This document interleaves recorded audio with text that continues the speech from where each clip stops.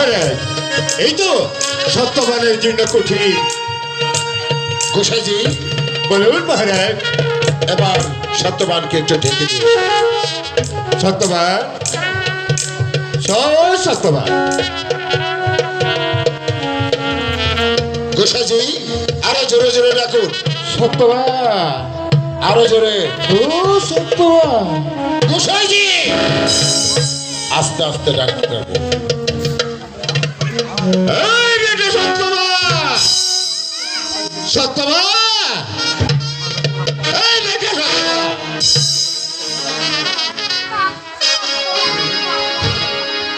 কে কে আমাকে সত্যবান সত্যবান বলে ডাকছে?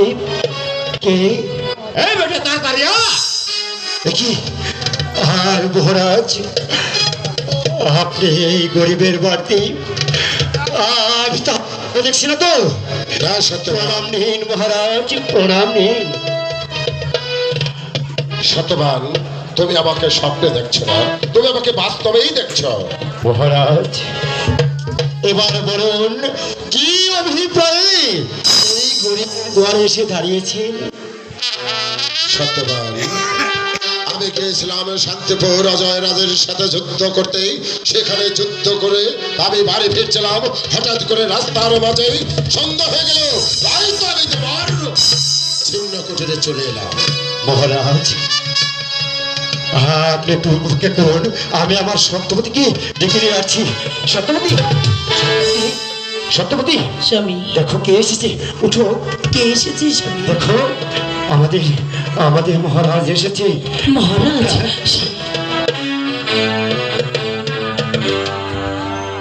এসো এসো। সত্যবতী প্রণাম করো। প্রণাম নিন মহারাজ।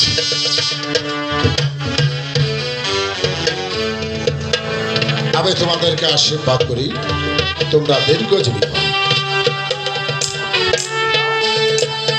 সত্যবান আমি চাই আজকের রাতটুকু তোমাদের এই ছিন্ন কুটিরে কাটাতে। স্বামী, এই, এখন কি করবো? কি করবো আমাদের মহারাজ, আপনি তো দেখতে পাচ্ছেন আমাদের ভাঙা ঘর। আমি আপনাকে একবারে ধরা হয়ে গেছে গলাটা। কোথায় বসিবার আসন দেব? না সত্যবতী, আমাকে বসে দেওয়ার জন্য কোনো কিছু দিতে হবে না। শুধু তোমাদের এখানে একটু বাঙালি পেতে দাও, আমি সেখানেই রাতটা কাটে। ওকে রাজন হে,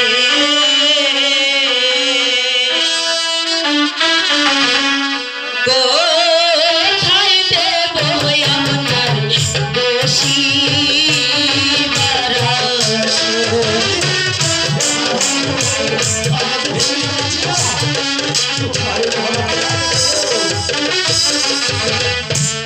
ঘর দরজা নাই গো মহলে,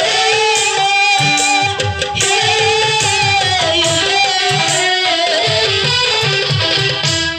থাকি মোরা ছিন্ন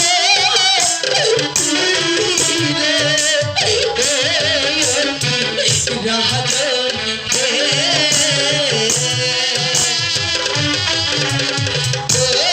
কোথায় দেব আপনার বসিবার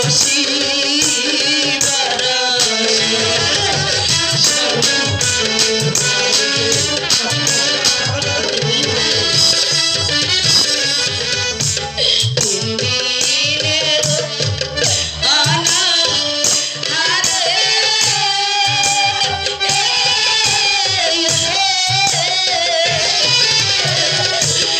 অন্ন জলব নাই গো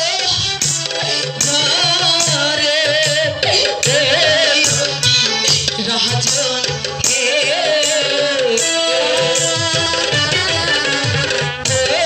কোথায় দেব আপনার বসিবার? না সত্যবতী, আমি আমার নিজের চোখে তো দেখতে পাচ্ছি তোমাদের একখানা ঘর তবু ছিন্ন। আর আমার জন্য তোমাদের কোনো কিছু করতে হবে না, আমার জন্য একটু মাদলি পেতে দাও, বারান্দাতে। প্রিয়ে, স্বামী, ঠিক আছে স্বামী, আমি আমি না মহারাজকে আমার গায়ে বস্ত্র মহারাজ আসন পেতে দেই। ঠিক আছে প্রিয়ে, তুমি তাই দাও। মহারাজ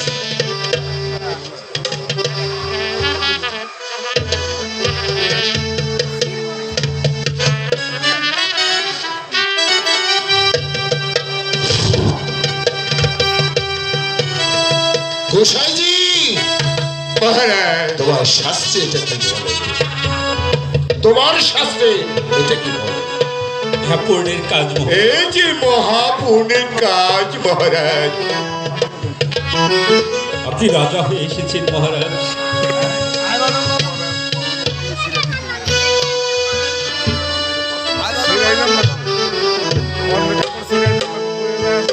সত্যবতী, চলো আজকে না হয় আমরা দুজন ওখানে বসে বসেই রাত্রি কাটিয়ে নিই।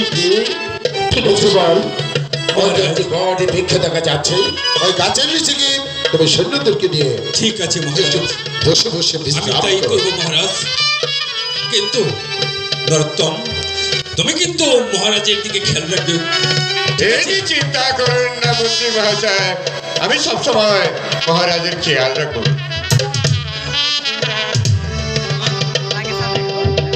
গোসাইজি,